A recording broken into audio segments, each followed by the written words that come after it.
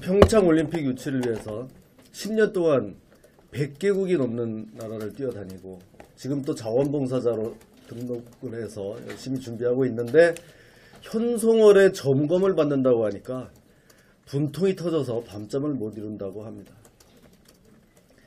김정은 화형식을 경찰이 명예훼손으로 처벌을 검토한다고 하는데 이제 경찰이 주적인 북한 정권의 눈치까지 본다고 하면 국민의 생명과 안전을 책임져야 할 경찰이 이런 정도의 지경까지 갔다고 하면 이게 정말 과연 나라인가 하는 생각이 듭니다. 국호, 국기, 선수단까지 같이 운영을 하고 이제는 김정은을 욕하면 잡혀갈지도 모르는 이런 세상이 됐으면 이미 연방제 수준까지 왔다, 저는 이렇게 생각합니다. 이게 바로 주사파 정권이 노리는 것이다, 이런 생각을 합니다. 사법부 블랙리스트 결국 아무것도 없었습니다. 그래서 우리가 뭘 했습니까? 처음부터 이게 있을 수도 없는 건데 이걸 뭐하러 조사하냐, 그렇게 얘기하지 않았습니까? 그런데도 뭐 좀 뒤지면 나오지 않을까? 당사자들이 해당 PC를 열어보지 못하게 거부하니까 이거 숨기는 거 아닌가? 이 사람들의 수준이 그렇습니다. 자기들 수준대로. 그래 결국 그걸 동의도 없이 까봤더니 아무것도 나온 게 없습니다. 그렇다면 대법원장이 사과해야 되는 거 아닙니까? 뭐 무슨 부수적인 동향 문건, 이거는요 종전 조사할 때도 이미 나왔던 겁니다. 거기에 대해서 이미 몇 사람이 징계 등 다 책임을 이미 지웠던 겁니다. 그럼 지금 달라질 게 하나도 없거든요. 그러면 대법원장이 이제는 사과해야 된다고 생각합니다. 법원이 정치의 전면에 나서서 촛불을 들고 인민재판을 하려다가 미수에 그친 사법부 치욕의 역사로 한 줄 더 기록될 것으로 생각합니다. 2007년 10월 변양균 청와대 정책실장이 울주군 흥덕사에 10억을 편법 지원했다는 논란이 머리에 떠오릅니다.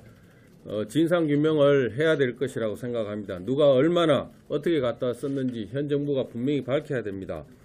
국정원 특활비가 문제되고 있습니다만 국정원 수표들이 곳곳에서 사용된 흔적들이 자금 추적된 사실이 있습니다. DJ 정부 때 김학재 민정수석이 법조브로커에게 와리 명목으로 교부한 돈 중에서도 국정원 수표가 소액이 있었고 국정원으로 추정되는 국제홍보문화사라는 데서 1,000만 원이 이원영 전 국방품질관리소 소장 계좌에 입금된 사실도 있었습니다. 국정원 돈이 어떻게 쓰여졌는지 분명하게 밝혀야 되고 노무현 대통령 일가 640만 달러 뇌물수수 사건도 공소시효 도가 전에 분명히 밝혀야 할 것입니다. 최근에 일부 언론에서도 됐습니다만은 좀 우리 위원님들께서 또 알아야 될 것 같고 해서 온라인 여론의 동향에 대해서 말씀드리고자 합니다.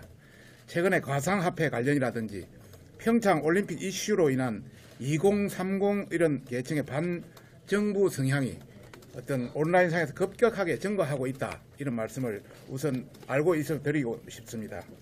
최근에 이런 현상은 그 네이버 댓글 정책의 변화에서 많이 나왔습니다. 과거의 네이버 댓글 정책은 호감 3, 비호감 1, 3대1 비율로 해서 비호감의 개념이 한 3분의 1만 되면은 그 순위가 내려가 버렸습니다. 이것이 1대1 정책으로 변했기 때문에 이제는 완전히 순공감순으로 전부 댓글 배열이 됩니다.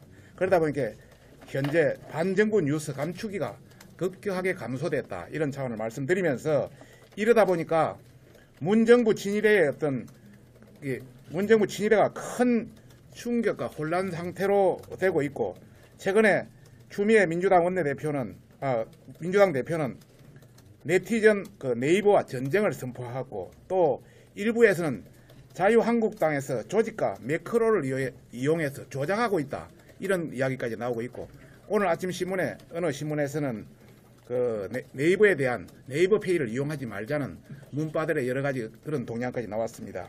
이 관련해서 몇 가지만 말씀드리고자 합니다. 우선 남북한 평창 관련 올림픽 최초 여자 아이스하키 단일팀 추진에 대해서 정치 논리에 그동안 피땀 흘려온 우리 국가대표들은 출전 기회를 강제로 양보해야 하는 건가? 이 1순위로 한 10,000건 이상 떴고요. 인이 업적일 때는 피땀 흘려 연습하던 누군가가 벤치만 달구겠네. 기존 국대는 찬밥 신세, 누구 마음대로 다니지 말 거냐, 뭐 이런 개념들이 주로 뭐 많이 비판하는 내용들이 전부 1, 2, 3, 4, 뭐 10순위까지 다 떴습니다. 두 번째는 공무원만 좋아지네. 직장인들 나도 쉬고 싶다. 박탈감 이런 관련해서 공무원, 민노총, 정교조만 대우받는 나라, 서민은 선거용 소모품. 두 번째는 항상 공무원만 바뀌니까 니나 내나 다 공무원 하려고 하잖아. 세 번째는 꼬우면 공무원 하라는 문설남들 아직 안 왔냐. 니들이 공무원들 먹여 살려야지. 뭐 이런 개념들이 많이 나타나고 있습니다. 그 다음에 세 번째는 서울시 미세먼지 국내 요인으로 심화 대중교통 무료 조치 옹호 관련해서 본다면은 중국한테는 찍소리도 못하면서 시민들 잘못이라고 몰아가는 서울시 끔찍하다. 뭔 헛소리야. 뭐 이건 아니지. 뭐 이런 개념들. 그 다음에 건강은 직원 가상화폐 투자했다. 정부 발표 직전 매도 관련해서 역대 최고의 쓰레기 정부 입증 클래스 뭐 이런 개념. 그 다음에 추미애, 문재양, 문설남 악성 댓글에 발금 해가지고 문재양 뭐 이런 문설림 뭐 이런 개념. 그 다음에 최근에 그 달빛 기사단에서 내고 보면 자한당 온라인 전사단 놈들이 매크로 여론 조작에 앞장서고 있다. 이런 내용들까지도 올라와 있다. 이런 관점에서 지금까지 문바들, 달빛 기사단, 문골 오소리, 뭐 문각 기동대 등 이런 다양한 팀들이 네이버에 활약해서 우리들을 갈 때는 가만히 있다가 이제 조금 비판 기사가 난다고 이것을 수사를 의뢰하고 이런 관계는 정말 다시 한번 내로남불의 전형이다. 이런 말씀을 드리고 싶습니다. 이상입니다.